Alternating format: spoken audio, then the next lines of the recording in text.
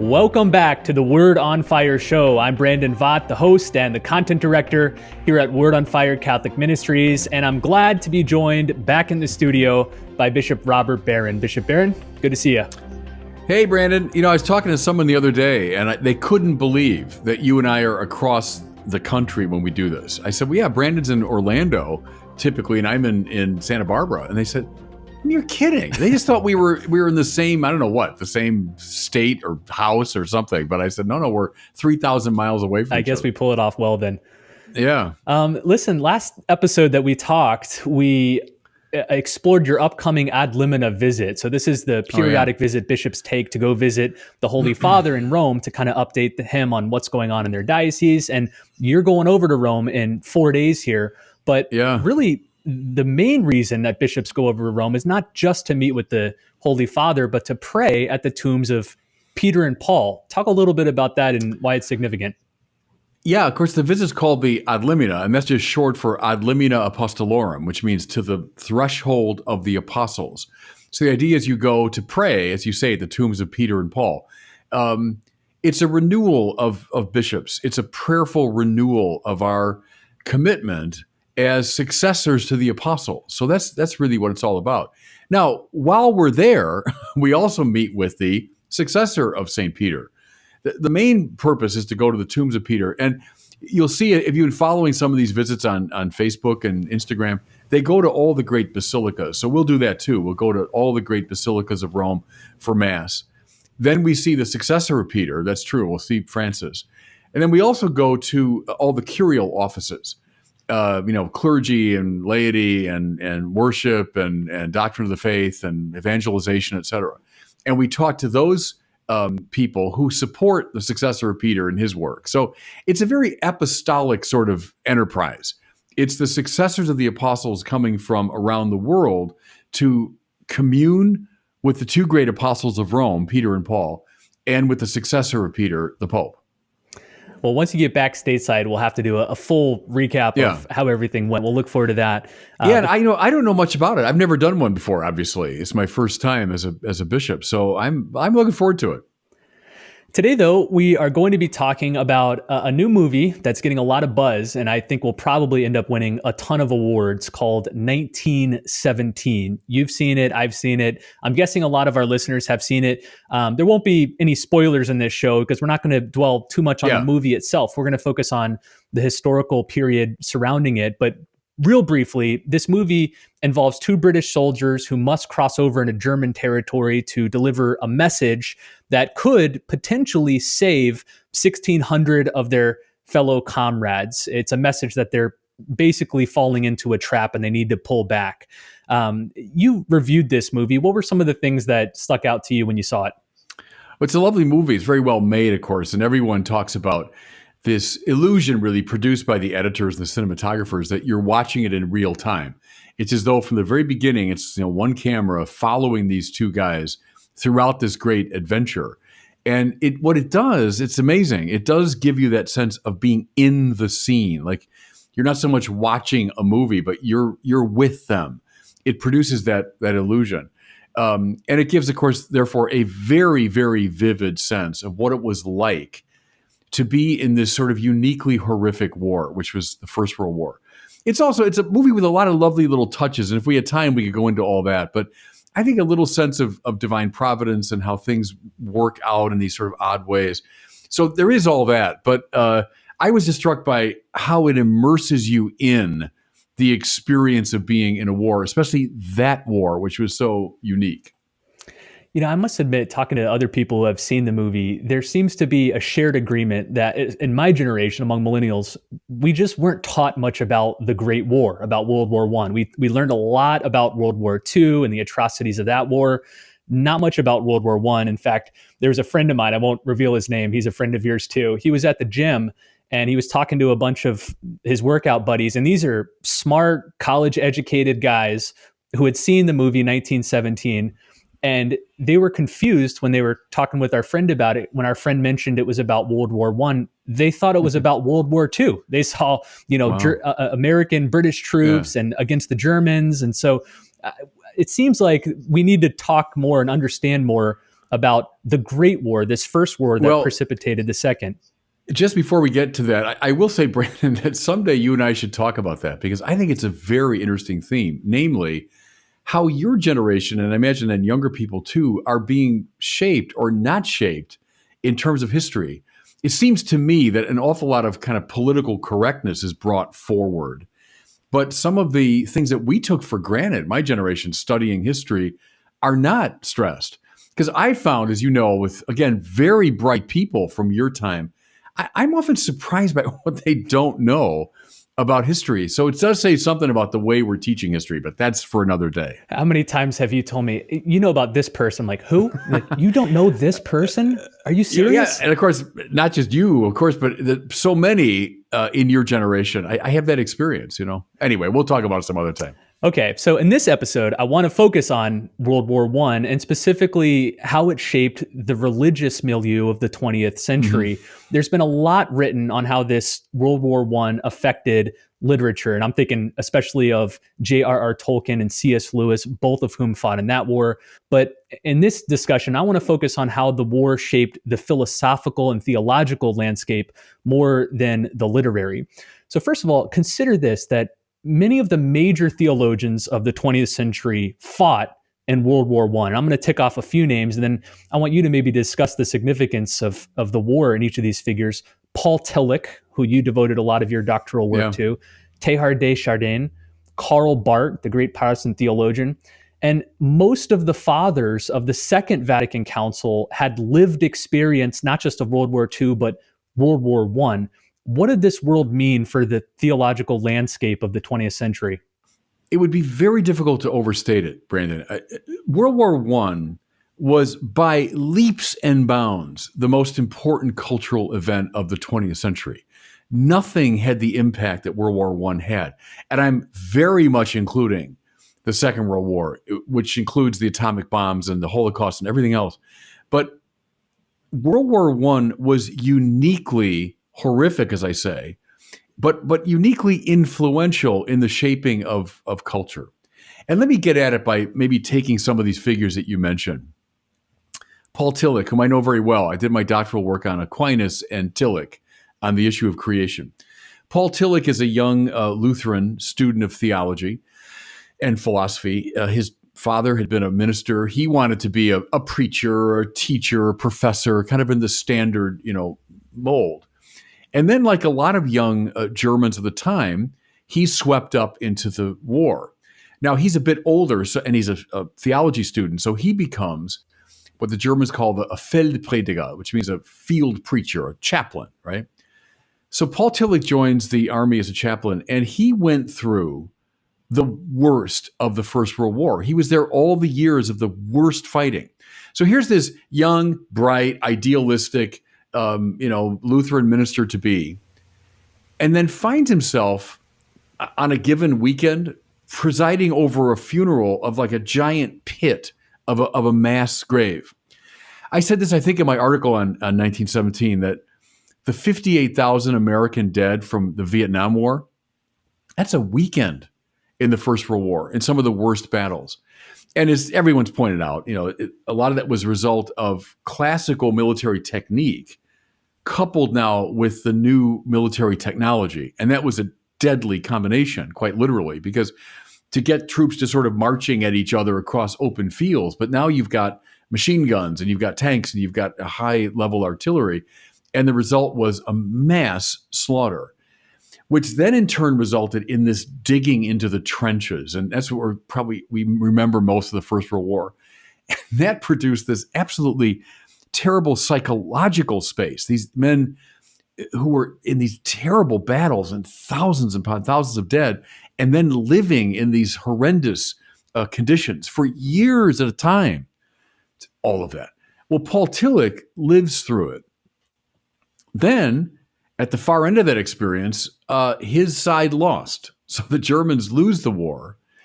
And like a lot of Germans, he had this sense of, what is this all about? I mean, millions of people have died over what? We were battling over a few hundred yards of blasted earth. The result was like our defeat. And for them, what? They gained a little bit of territory. The absurdity of it is what struck someone like Paul Tillich. Now, where does Tillich go right after the war? He goes not right back into academia, but rather he makes his way to Berlin, along with a lot of the German soldiers who survived the war. Now, think Berlin circa 1920. What comes to mind, maybe in the popular imagination, the play A Cabaret, right? Think of that play. Think of that kind of environment. A time of wild experimentation, absurdist philosophy, the breakdown of moral categories, even like the gender bending that we're now so accustomed to. A lot of it started then. Go back to the Berlin of the 1920s. Look at a play like Cabaret, you'll see it. My point is, it was a place where a lot of people went whose entire world had collapsed. Everything they believed in, all the certitudes they had, the structure of society, all of it had collapsed. Now, Paul Tillich says, famously, when he does sort of now get back on the academic track and he becomes a professor, he said, I had to re-articulate Christianity for people whose world had fallen apart. In other words, he felt, I can't just do it in the standard way because entirely new questions have emerged. A level of anxiety had been reached that was unprecedented in human experience. And from that, you get, and we can go through that some other time, maybe the whole of Paul Tillich's theology, but it's a post-World War I for people whose world had come apart, that's Tillich. Help us understand what are some of these new questions or new ways of proposing Christianity. I'm assuming questions revolving around evil and God's providence and all that. What else? Yeah. Well, so start with that. Who is God? What does it mean to say I believe in God when hundreds of thousands of my colleagues have died in this absolutely pointless war? What do you mean God exists, or that God cares for us, or that God's involved in our lives? So issues of, yes, God's existence, God's providence, God's knowledge. What does salvation mean? What is the meaning of sin? At the very heart of Tillich's theology is the idea of anxiety. Tillich says famously that finitude in awareness is anxiety. Well, talk about the voice of World War I, when people had a keen sense of their finitude, how threatened their life was. So what's faith for Tillich? It's something like the courage to be, as he later says, the courage that you find at the far end of this experience of Angst in his German, of deep fear, So that gives you a flavor of how he starts to theologize in a new key. Well, I wish we had time to go down the paths of each of these other figures like Desjardins and Karl Barth and some of the Vatican II fathers and look at how the war affected them. But I wanted to spend a good amount of time on what the war did to the papacy in general and Chrysostom as a whole. This idea that, we live in a Christian culture. It seems like World War I decimated both of those concepts. So real briefly, a quick historical background. Pope Benedict XV, not the 16th, the 15th was the Pope during this time. And he went to great lengths to try to bring about peace during the war, to end the war. He denounced it as, quote, a useless slaughter. And he described it as, quote, the suicide of civilized Europe. To do this, he first published an encyclical on peace in November 1914, but both sides of the war disregarded it. A major reason was that each side believed that Pope Benedict was actually an agent for the other side. So they both kind of rejected him. And then perhaps most famously, this is one of the things he's best remembered for, he issued this peace note on August 1st, 1917, calling for world peace. It was published in French and Italian. But then after the U.S. entered the war just a few months earlier, April 1917, President Woodrow Wilson put himself forward as sort of the dominant voice of this new moral force in the world order, one who could bring about moral order more than the Pope. And he wasn't going to be challenged by, this Roman pontiff. He issued his own document titled 14 points a few months after the Pope's document.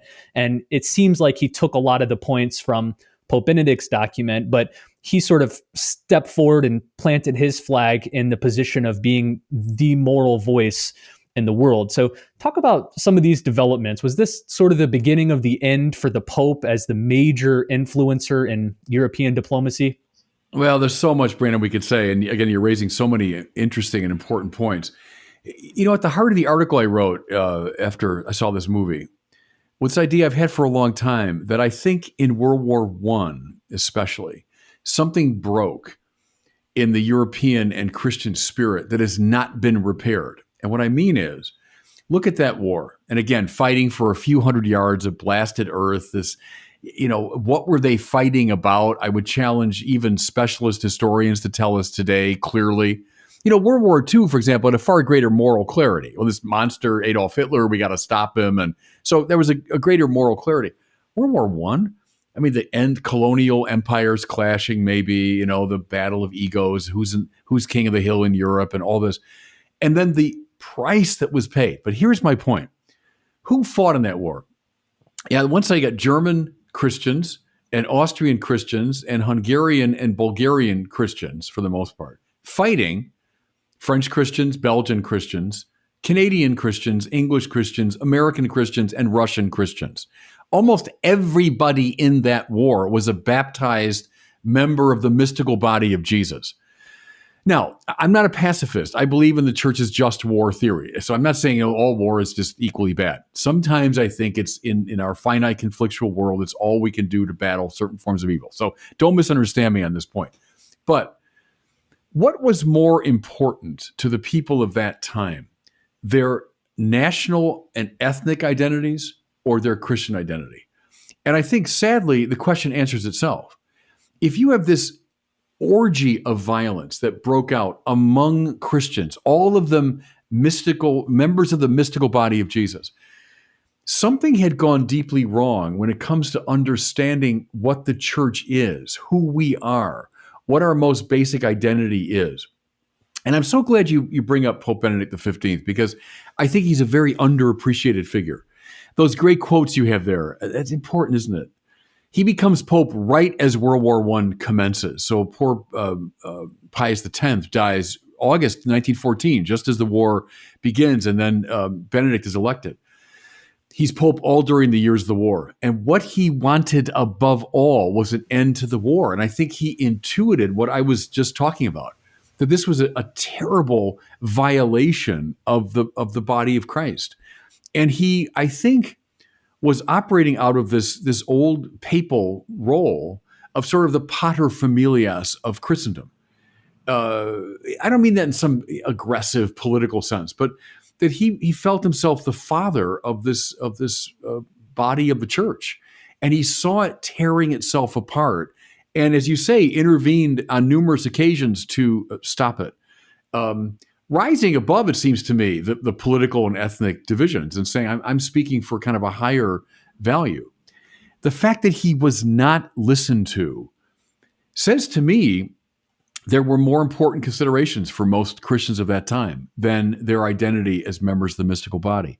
Now, press it too, as you mentioned, Woodrow Wilson, of whom I am not a fan. The more I've learned about Wilson over the years, the less enamored of him I become. I mean, first of all, he was a pretty strong anti-black racist, and we're recording these words on the day for Martin Luther King. Wilson was no hero when it comes to race relations, but moreover, he was fiercely anti-Catholic. Look at the Versailles Treaty, which of course was a disaster because it produced World War II. I don't think that's too strong a statement. It was so punitive and it was so one-sided that it gave rise to this deep opposition within Germany, which then led to Hitler, etc. But you do have the Pope suggesting to the victorious allies, here's a way we could adjudicate the peace. Well, you've got the French led by Clemenceau, who was the premier of France, who was a fierce French secularist. Remember 1905, not that many years before, the Catholic orders are expelled from France. So this aggressive secularist government. So Clemenceau represents that. Then you got Wilson, who represents a kind of a deep American Protestant suspicion of Catholicism. So they both, of course, reject out of hand the suggestions of the Pope. I think something would have gone really right within Christendom if Pope Benedict XV had been listened to a bit more carefully. Another sidebar here, Brandon, is you mentioned Benedict XVI, Pope Ratzinger. When he took that name back in 2005, he said, yes, it's for the great Saint Benedict, but he said clearly he also took it in honor of Benedict XV, who was the Pope of Peace. And I think that's a very important voice. And all of us Christians, members of the mystical body, what is most basic to us? What is our most basic identity? If I say American, and again, I don't mean an ounce of disrespect to the United States or that I'm signaling any lack of patriotism, not at all. I'm a proud American. But if I say my American identity is more important than my membership in the mystical body, I got my priorities off. Or if I were to say being Irish, that's more important to me, then my priorities are way off. The most important identity marker for me should be my baptism. Now, I promise I'll close with this. The fact that conservative estimates in the tens of millions of Christians died in this kind of like pointless war. What was the point of it? Something broke. Something broke in the European spirit, and I think it's still broken. And you and I have traced many times, the intellectual roots of disaffiliation, and there are a lot of them. I agree with that.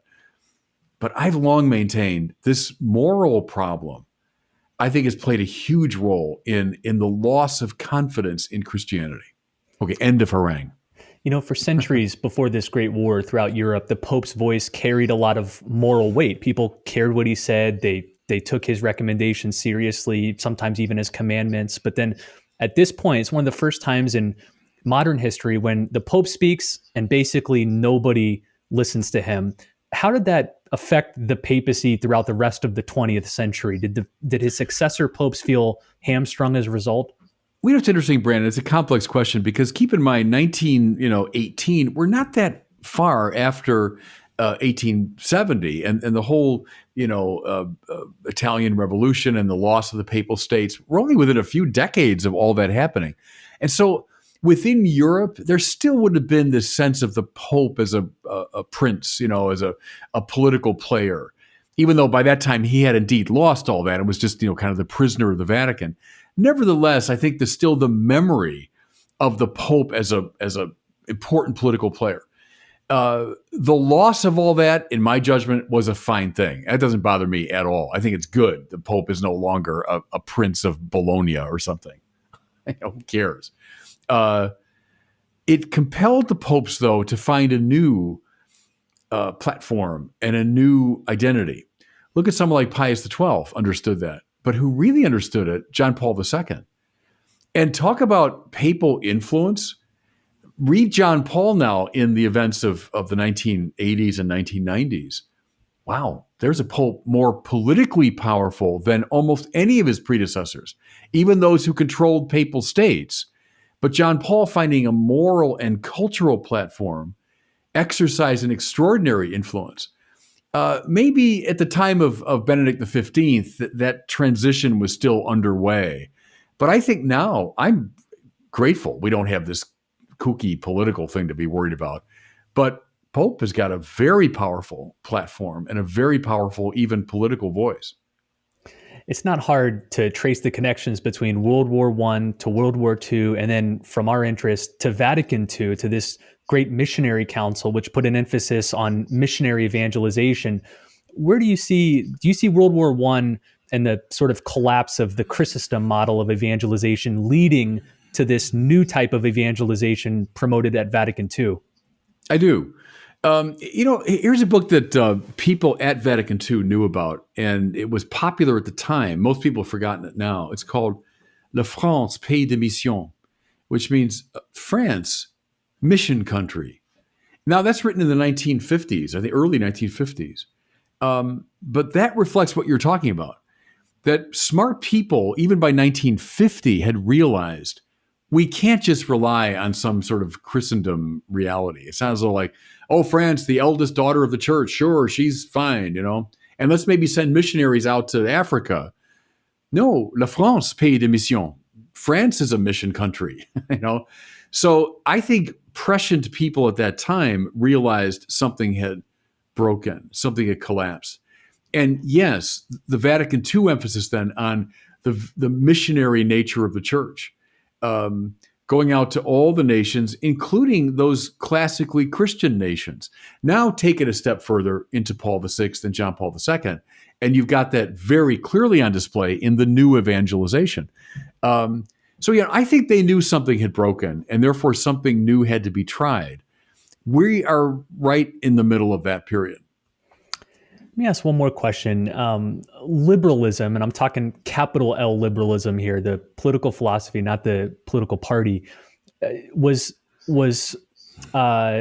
sort of dampened by World War I, because part of its intrinsic idea was that humans can be perfectible, and that through reason and through our own volition, we can create a perfect society, that humans can ultimately bring about good without God or other institutions. Was World War I sort of the definitive death blow to that idea of human perfectibility? Yes. And, you mentioned Karl Barth earlier. I'll say a word about him. With Tillich, the greatest Protestant thinker of the 20th century, Karl Barth was not a soldier in the war, but he was a pastor in Switzerland, neutral Switzerland. So just a few hundred miles from the battlefields. And Barth watched that war with enormous interest. And Barth had been trained by liberal professors in the 19th century who would have held just those views you're talking about. Human perfectibility, with enough economic and political reform, we can build the kingdom on earth. Think of in our country, the magazine, the Christian Century. Hey, the 20th century is going to be the Christian century because, boy, oh boy, with all this liberal progress, we're going to shake off the shackles of the Middle Ages and all this, and we're going to realize the kingdom. Well, Barth saw that in the trenches of World War I, that dream was revealed to be a nightmare. That in fact, entrusting things to human progress will lead, in fact, to the disaster of the war. Now read his great Römerbrief in German, the letter to the Romans, his commentary on Paul to the Romans. And Barth argues what needs to be recovered is this strong Pauline sense of our fallenness. And what we need is grace, not reliance upon our own powers. And so Barth had a massive impact on, in his time was called neo-orthodoxy, but I think now we call it a post-liberal approach to theology. I've been very sympathetic with that approach and have tried to develop it even within Catholicism. But Barth, I think there maybe is the hinge figure in the theology of the 20th century. The danger, Brandon, is that liberalism, as you say, capital L, it's tenacious the way Gnosticism is, that it has a way of coming back. Just when we think it's been dealt the death blow, it comes back. We see, if liberalism is right, as I've been describing it here, so I know it's a slippery word, and don't misread me, but if it's right that we can rely on human progress, then we don't need Christianity, right? All we need is a properly constituted political and economic order. But if Christianity is right, then we're fallen and we're compromised and we need grace and we can't save ourselves. So much hinges on that point. To me, World War I, it was just the definitive sign that liberalism is not right, that we can't rely on our own powers, but we have to rely on grace. And that was a watershed in the 20th century.